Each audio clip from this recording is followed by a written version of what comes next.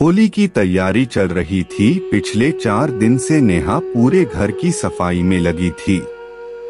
चारों तरफ धूल मिट्टी कभी छींकती तो कभी अपने नाक को अपने पल्लू से ढकती, तब जाकर किसी तरह पूरी सफाई खत्म हुई। फिर आई व्यंजनों की बारी, कभी पुआ बनाती तो कभी गुजिया बनाती। सारे काम खत्म हुए तो ठंडी सांस भरते हुए नेहा सोची, होली तो सबके लिए आता है, पर थकान बस औरतों को ही क्यों होती है। शाम में मानव दफ्तर से खांसते हुए आए और घर को देखकर बोले, इतनी साफ सफाई के बाद भी तुम्हें जुकाम नहीं हुआ?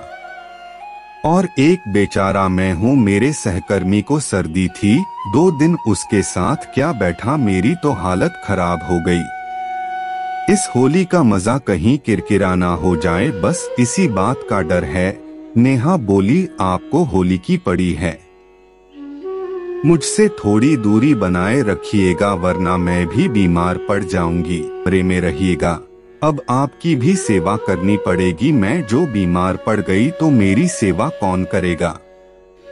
मैं तो कहती हूँ आप होली भी मत खेलेगा, मैं पड़ोसी से कह दूंगी आप कहीं बाहर गए हैं। पर मानव ने नेहा की एक नहीं मानी और होली का उपहार सर्दी के रूप में नेहा को दे दिया। 2 दिन बाद नेहा बिस्तर में लेटी थी। बहु मौसम बदलता नहीं कि तुम खाट पकड़ लेती हो। जब इसी उम्र में ये हाल है तो बताओ हमारी उम्र आते आते क्या करोगी? तब तो तुम मेरे बेटे को रोटी भी नहीं दे पाओगी। तुम्हारे मायके में जब कभी तुम्हारी माँ बीमार हो जाती होगी तब तो सब भूखे पेट रहते होंगे। न जाने तुम्हारे घर में सर्दियों में खाना भी बनता होगा कि नहीं, क्योंकि अक्सर बेटी अपनी माँ से ही सारी चीजें सीखती है। नेहा की सास सरिता जी बोली। नेहा बोली, क्यों मम्मी जी आप ऐसा क्यों कह रही हैं? मैं कोई बहाना बनाकर लेटी हुई नहीं हूँ, बल्कि सच में पूरे बदन में दर्द हो रहा है और गले में खराश हो रही है। ये सर्दी जुकाम आपके बेटे ने ही मुझे दिया है। होली खेले सब और जुर्माना भरूं मैं क्यों? और जहाँ तक मेरे मायके की बात है, जब कभी मेरी माँ बीमार पड़ती है तो मेरी दादी और मेरे पापा दोनों मिलकर घर संभाल लेते थे, किसी को कुछ कहने की जरूरत ही नहीं पड़ती थी। सरिता जी बोली, अच्छा तो तुम्हारे कहने का ये मतलब है कि जब तुम आराम करोगी तो मैं और मेरा बेटा घर और रसोई का काम संभालेंगे। हे भगवान, अब ऐसा दिन भी आएगा कि रसोई में बेटे को भेजना पड़ेगा, ऐसा तो मैंने सोचा नहीं था। नेहा बोली, क्यों मम्मी जी, मेरे इस घर में आने से पहले जब कभी आप बीमार होती थी तो क्या घर में रोटी नहीं बनती थी? सरिता जी बोली, तुम्हें ऐसा क्यों लगता है? नेहा मुस्कुराकर बोली, क्योंकि इनको और पापा जी को रसोई और घर का कुछ काम नहीं आता तो सब भूखे ही रहते होंगे। सरिता जी बोली, बहू तुम भूल रही हो, मुझे भी भगवान ने एक बेटी दी है, ईश्वर उसे स्वस्थ और खुश रखे। नेहा बोली, मम्मी जी दीदी जब ससुराल में कुछ काम नहीं करती हैं तो यहाँ क्या ही करती होंगी? सरिता जी गुस्से में बोली, तुम्हारे कहने का क्या मतलब है? क्या मेरी बेटी को कुछ नहीं आता?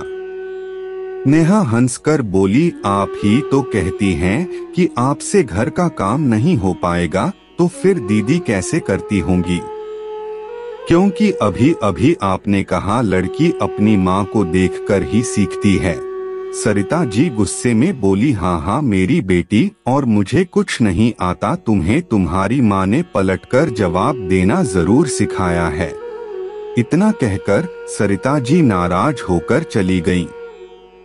देखते देखते शाम हो गई। नेहा का पति मानव दफ्तर से लौटकर आया। सरिता जी बोली, अरे बेटा, लगता है तुम्हारी सर्दी अभी तक ठीक नहीं हुई है। आजकल तुम्हें घी और दूध ठीक से नहीं मिल रहा है, वरना मौसम की सर्दी तुम्हें कैसे हो सकती है? दफ्तर से 1-2 दिन की छुट्टी ले लो, थोड़ा आराम करोगे तो जल्दी ठीक हो जाओगे। मैं बहुत से कहती हूँ हल्दी वाला दूध देगी और सरसों के तेल में लहसुन पकाकर थोड़ा हाथ पैर में लगा देगी, तुम जल्दी ही ठीक हो जाओगे। मानव कमरे में गया तो नेहा पहले से लेटी हुई थी। मानव बोला, अब तुम्हारी तबीयत कैसी है? नेहा बोली, पूरे बदन में दर्द हो रहा है, मानो बुखार ने जकड़ के रखा हो। तभी मानव को छींक आई। नेहा बोली, मैं कहती थी आपसे कि आप दूसरे कमरे में सो जाइए, पर आपने मेरी एक नहीं मानी। पहले सर्दी लेकर आए, फिर मुझे भी दे दिए, उस पर से होली खेला क्या जरूरी था? अब बताइए मैं अकेली क्या क्या करूंगी? मानव बोला, अरे नहीं, मुझे ज्यादा परेशानी नहीं है, थोड़ा भाफ लूंगा तो ठीक हो जाऊंगा, तुम आराम करो। पहले मुझे सर्दी हुई, फिर तुम्हें हो गई। ऐसा करता हूँ, रात का खाना बाहर से मंगवा लेता हूँ, इसी बहाने तुम्हें एक दिन आराम मिल जाएगा। इतना कहकर मानव फ्रेश होने चला गया। थोड़ी देर बाद सरिता जी नेहा के कमरे में आई और बोली, बहू दोपहर से बिस्तर पर ही लेटी हो क्या? तुम्हें मानव की कोई चिंता नहीं है? उसकी तबीयत ठीक नहीं है। नेहा बोली, मम्मी जी आपके बेटे को छींक आई तो आप इतना परेशान हो गई। मैं सुबह से आपको कह रही हूँ कि मुझे बुखार आ रहा है, पर आपको मेरी जरा सी भी चिंता नहीं है। आज रात का खाना हम बाहर से मंगवा लेंगे, आप चिंता मत कीजिए, आपको बनाना नहीं पड़ेगा। इतना कहकर नेहा मुंह घुमाकर लेट गई। सरिता जी वहां से बुदबुदाते हुए चली गईं। अगले दिन जब नेहा रसोई में नहीं आई तो मजबूरन सरिता जी को बेटे के लिए टिफिन तैयार करना पड़ा। मानव की तबीयत ठीक लग रही थी। सरिता जी बोली, बेटा मैं तो कह रही हूँ दफ्तर से छुट्टी ले लो और आराम कर लो। मानव बोला, नहीं माँ मैं ठीक हूँ, हो सकता है डस्ट की वजह से छींक आ रही होगी, आप बस नेहा का ध्यान रखिएगा, मेरी वजह से ही उसे सर्दी हो गई है। इतना कहकर मानव दफ्तर चला गया। 2-3 दिन बाद नेहा की ननद अंजना का फोन आया। सरिता जी ने हालचाल पूछा तो अंजना बोली, अब क्या बताऊं मम्मी, इनकी तबीयत ठीक नहीं है तो घर के काम में वो मेरी मदद भी नहीं कर पा रहे हैं, सब कुछ मुझे बेचारी को करना पड़ता है।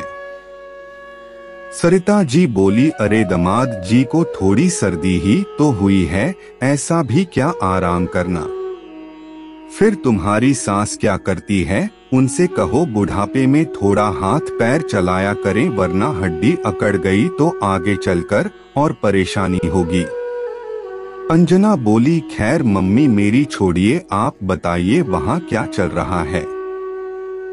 सरिता जी बोली, यहाँ भी सर्दी बुखार चल रहा था, बहू को तो जरा सा कुछ होता नहीं कि बिस्तर पकड़ लेती है।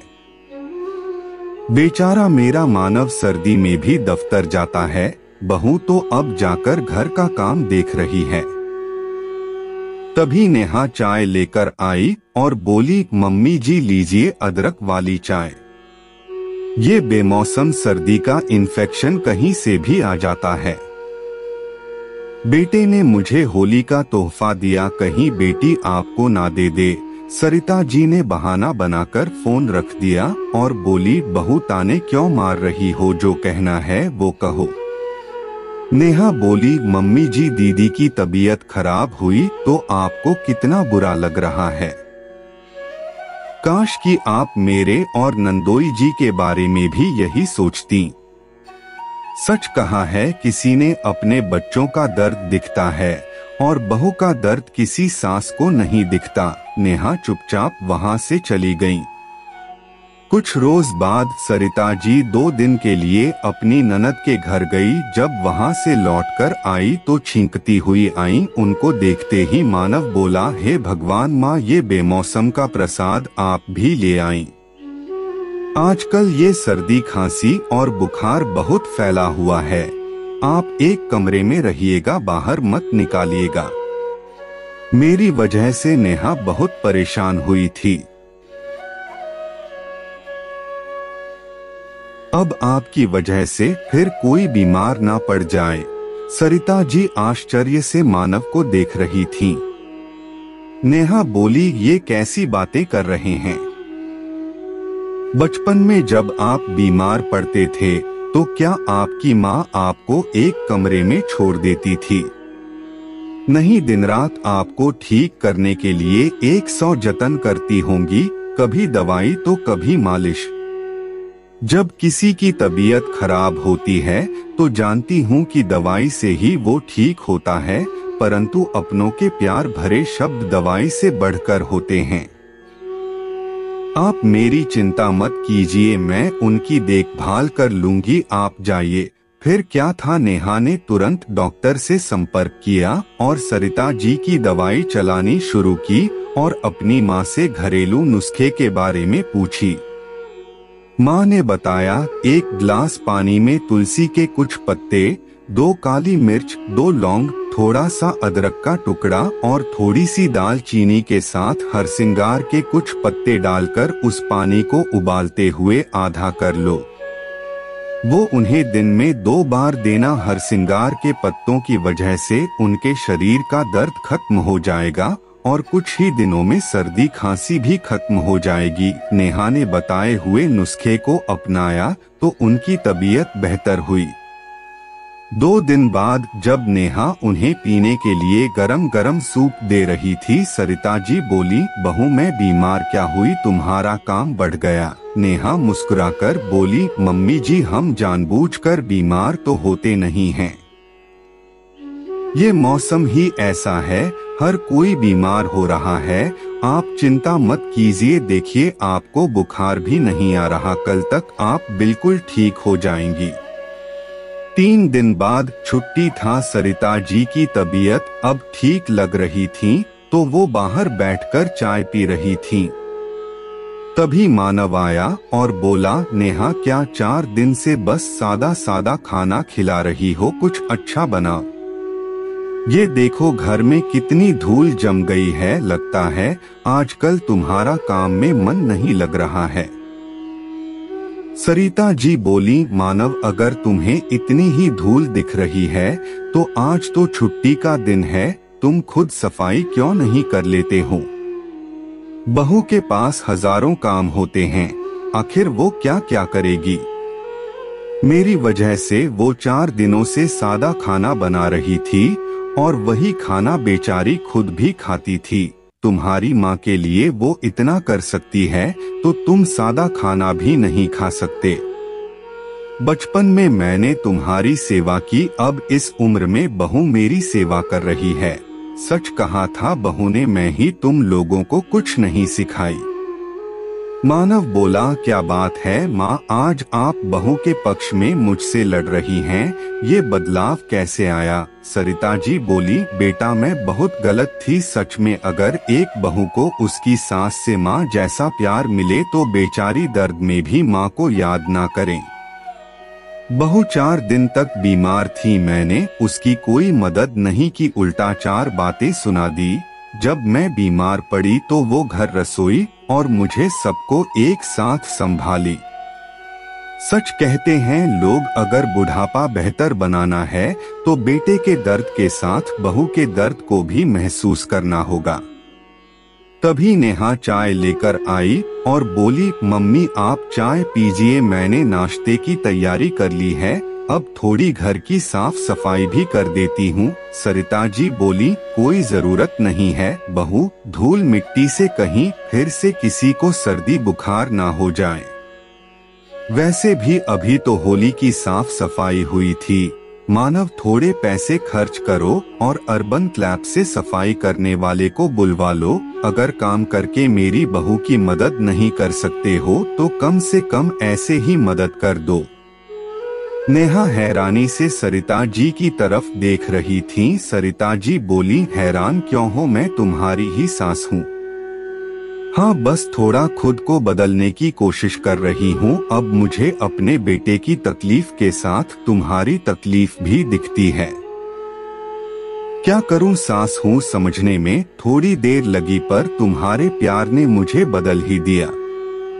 कुछ रोज बाद अंजना का फोन आया। वो फिर से अपने पति और सास की शिकायत करने लगी तो सरिता जी बोली, अंजना तुम्हारी सास की उम्र हो गई है तो तुम उनकी मदद क्यों नहीं करती हो, उल्टा खुद उनसे मदद की उम्मीद रखती हो। तुम्हारा भाई तो कभी तुम्हारी भाभी की मदद नहीं करता, पर दामाद जी को मैंने देखा है हर संभव वो तुम्हारी मदद करते हैं। इस उम्र में तुम्हारी ये हालत है तो आगे चलकर क्या करोगी। भले ही तुम्हारी सास नहीं कहती पर मन ही मन जरूर सोचती होंगी कि उसकी माँ ने से कुछ सिखाया ही नहीं। अंजना बोली, माँ ये आप कैसी बातें कर रही हैं। सास को सर्दी बुखार है, अब ऐसे में अगर मैं उनके पास जाऊंगी तो मुझे फिर से हो जाएगा। ना बाबा ना मैं नहीं जाऊंगी। सरिता जी बोली, सोचो अगर तुम्हारी सास की जगह मैं होती तब भी क्या तुम मुझे एक कमरे में छोड़ देती। अंजना चुप हो गई। सरिता जी ने आप बीती जब अंजना को सुनाई तो अंजना को एहसास हुआ कि आखिर उसकी सास भी तो एक माँ है। जब उसकी भाभी उसकी माँ की बेटी बन सकती है तो क्या अंजना अपनी सास की बेटी नहीं बन सकती। अब जब कभी नेहा को कुछ भी परेशानी होती सरिता जी उसे 3-4 दिन के लिए आराम करने की हिदायत देती और कहती, बहू ये सब एहसासों का खेल है। जब तक हम रिश्तों की अहमियत का एहसास नहीं करेंगे एक दूसरे के अपने नहीं हो पाएंगे। मुझे भी एहसास हो गया कि बेटी तो पराए घर चली जाती है तो बहू को ही बेटी बनाने में फायदा है। मित्रों, जिस तरह से हम अपनी माँ और बच्चों का दर्द महसूस करते हैं उसी तरह जब हमारे साथ और दूसरे रिश्ते जुड़ते हैं तो उन्हीं एहसासों को महसूस करना चाहिए। तभी बहू के दर्द को भी हम महसूस कर पाएंगे और सास में माँ को देख पाएंगे। आपको ये कहानी कैसी लगी, अपने अनुभव और विचार कमेंट दोनों मेरे साथ साझा करें। कहानी को मनोरंजन एवं सीख समझकर पढ़े, कृपया अन्यथा ना ले। बहुत बहुत आभार।